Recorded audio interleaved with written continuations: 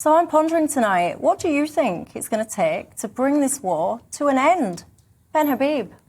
Well, it's very interesting. The war's not going well for Vladimir Putin. You know, I'm absolutely certain that he thought he could go through Ukraine as a dose of salt. Just go a blitzkrieg, take Ukraine, park his armies on the eastern flank of NATO.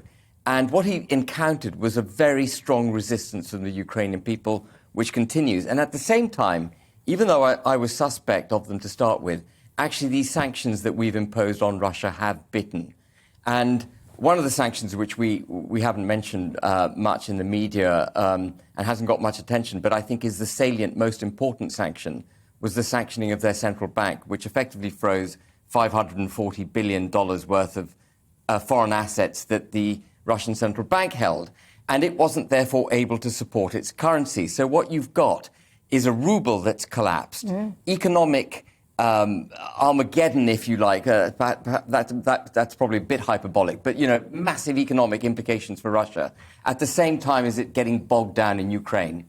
And you can see Vladimir Putin beginning to weaken on the international stage.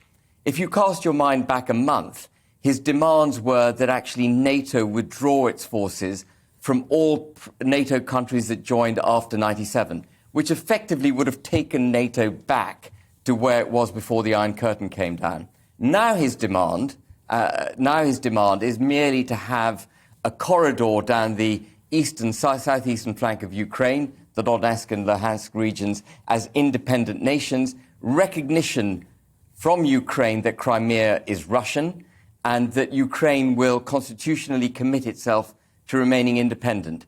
Well, that is a very big climb down for Vladimir Putin. So I think